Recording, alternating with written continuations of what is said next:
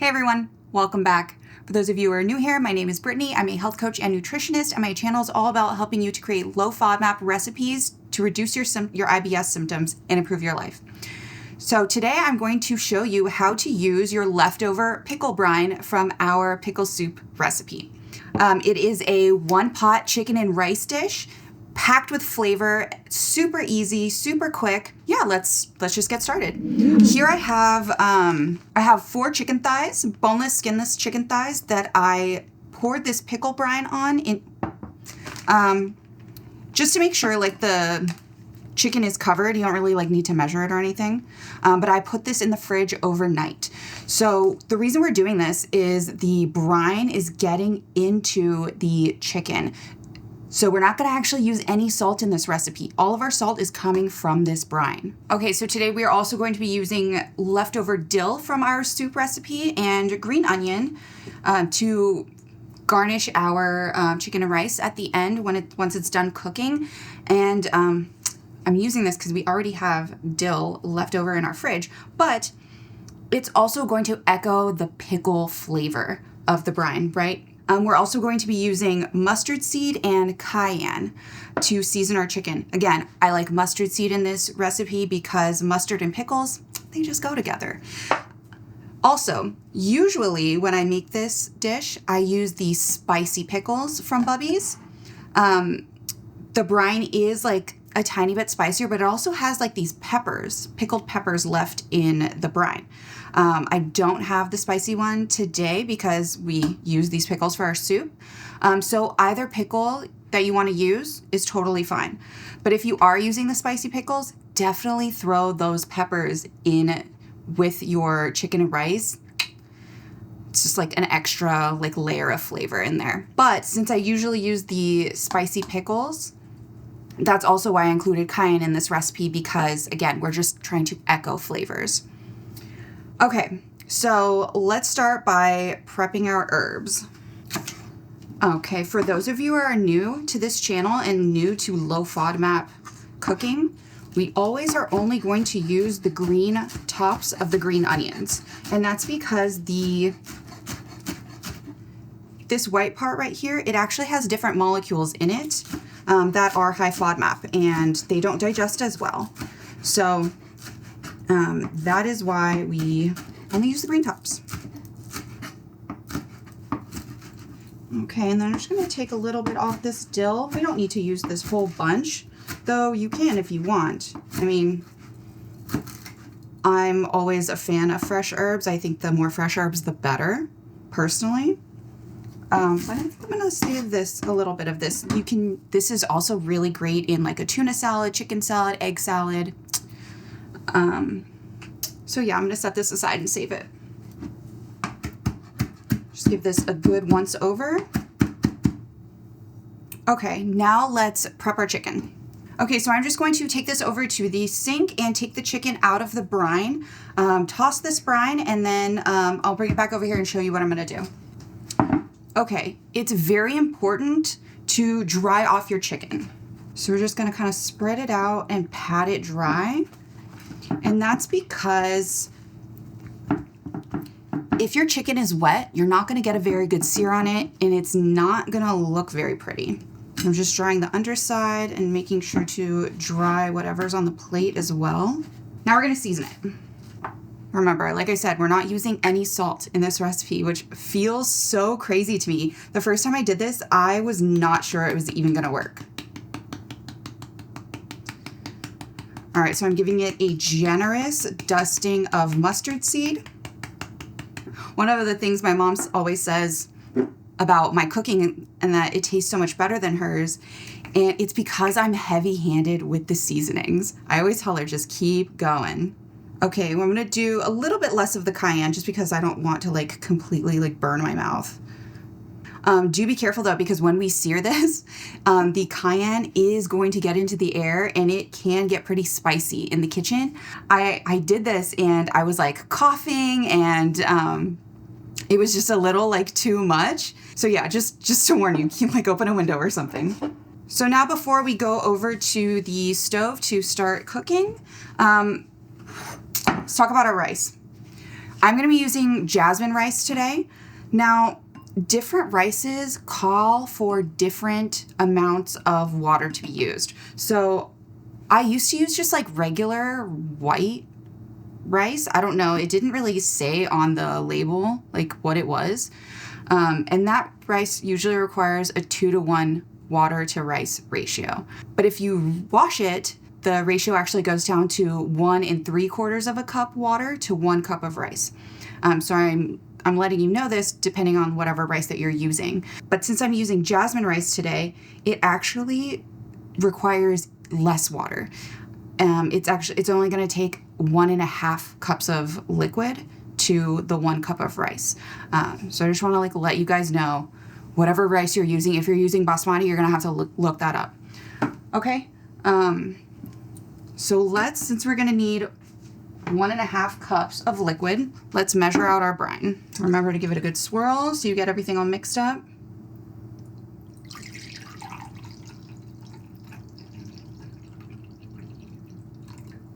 I want all these spices down at the bottom because like that's what's going to give you flavor. Okay, so we're just a little bit short from 1.5 cups. So the rest of the way, I'm just going to add water. Okay, so now let's head over to the sink and I'm going to show you the best way that I have found to wash rice.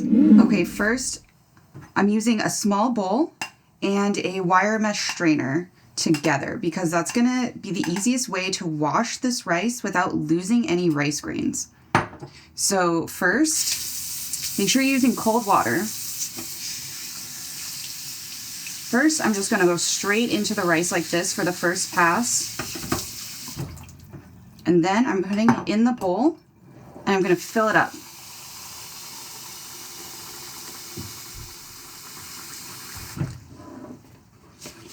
I'm going to take a couple fingers and just swirl it around. This is going to help to release the starch. And that's what we're trying to remove from the rice. Okay. Look at all that starch that we removed. So now we're just going to do this again.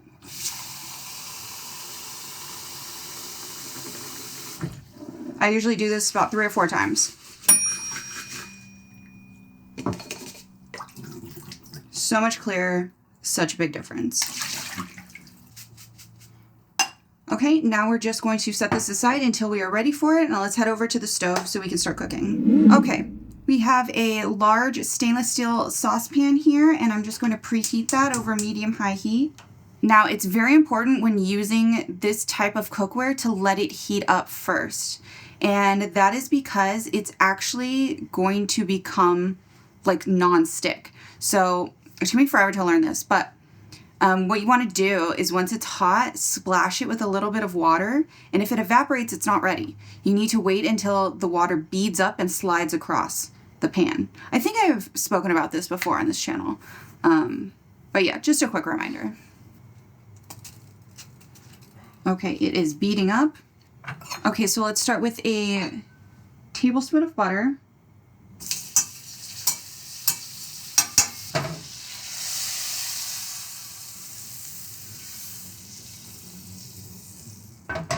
I'm not going to be using garlic oil today, but if you wanted to, you could just do like half a tablespoon butter, half tablespoon of garlic oil.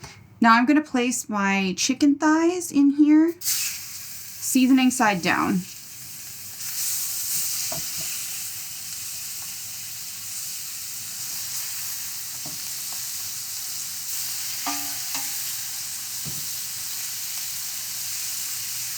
Woo, spicy.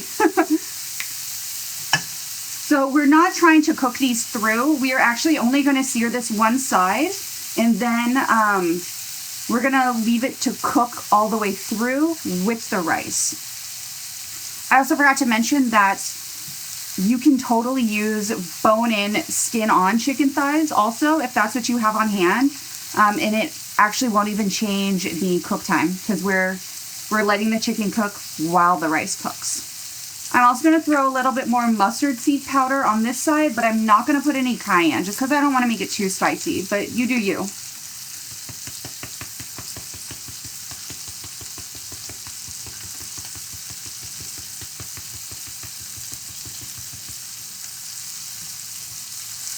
So right now what we're doing is we are using the spices that are on the chicken to infuse into the fat. And then that fat is actually going to be absorbed by our rice to help season it along with our pickle brine. All right, let's take a peek. It's still sticking to the pan. Well, actually it's starting to,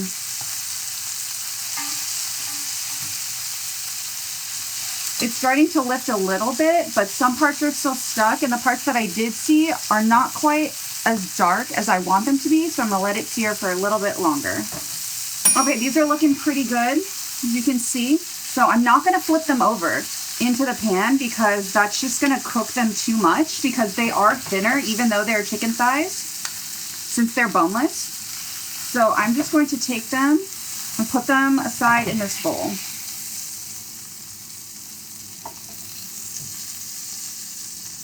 Okay, now we're going to add our washed rice. Give it a stir, and it is absorbing all that fat like we talked about. Now you want to be quick with this part of the recipe because you don't want the fond at the bottom of the pan to burn. You can see it's still like a nice golden brown. Before it burns, we're going to add our brine.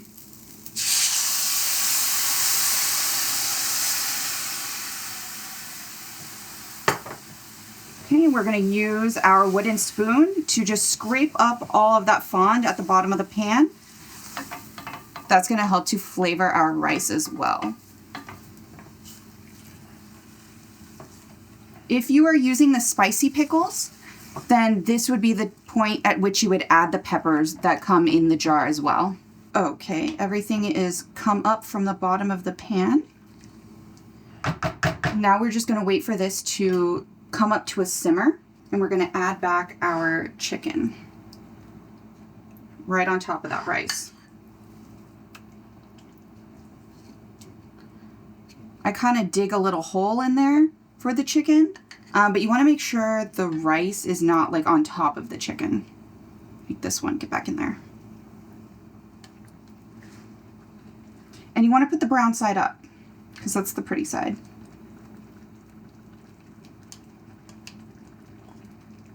And then all this chicken juice, we're going to toss that in too. We're going to let this get a little bit stronger. Okay, now that this side has a strong simmer going as well, we are going to cover it, reduce the heat, and cook it for 25 minutes. That's it. So I'm going to reduce this heat down to low. Not low, but I would say like medium, like a little past medium low. It's at the 2 on a large burner. Okay, so let's just give this a minute for it to calm down so you guys can see the level of like cooking we have going on here. I can hear that the simmer has calmed down, so let me just show you really quick. See, it's still bubbling, but it's like not aggressive. Okay, so let's set our timer and then we'll come back in 25 minutes. Super easy. Okay, our chicken and rice has been cooking for 25 minutes, so let's take off the lid and check it out.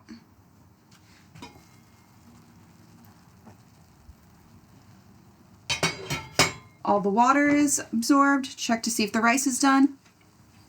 Yep, nice and tender. Okay, so let's take off the heat. Now what I like to do is, again, I'm going to take out these chickens, which they're fully cooked, by the way. I'm going to set those aside for a minute, and I'm going to add our herbs and fluff the rice.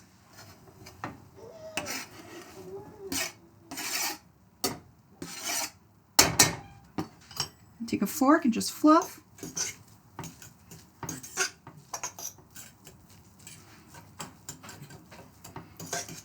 Fluffing with a fork is really going to give your rice a lot better texture.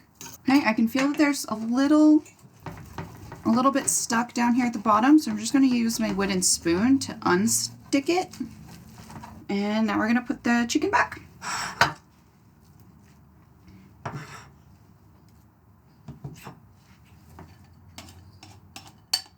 And we're done, so let's just go plate it up.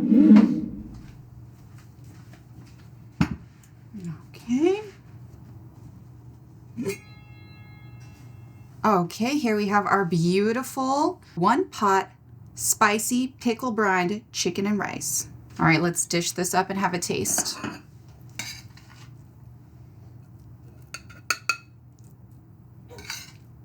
Typically when they serve this, I like to actually serve it over arugula. It gives it a nice crunch. You need some veggies in there, right? And the arugula in particular has a really nice peppery quality to it, which I feel like goes well with this dish. Sometimes also, if I have it in the fridge, I will drizzle a little aioli over the top of the chicken and the arugula. Because, I mean, who doesn't love sauce? All right, let's dig in. Okay.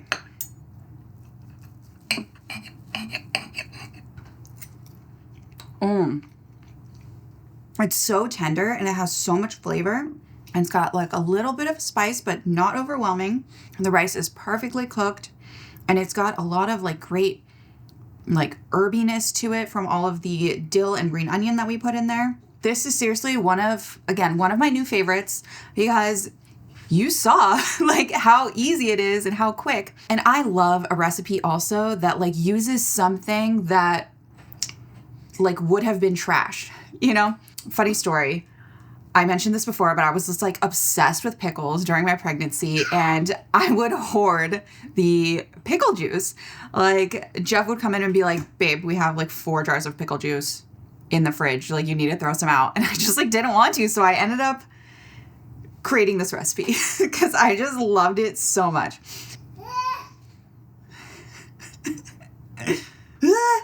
All right, guys. Well, I hope you really try this recipe. It's super good, super quick, great, a great 30-minute meal, basically for a weeknight. One pot. What else could you ask for, honestly? All right. Well, thank you for watching. Subscribe to the channel. Go follow me on Instagram, and I'll see you next week.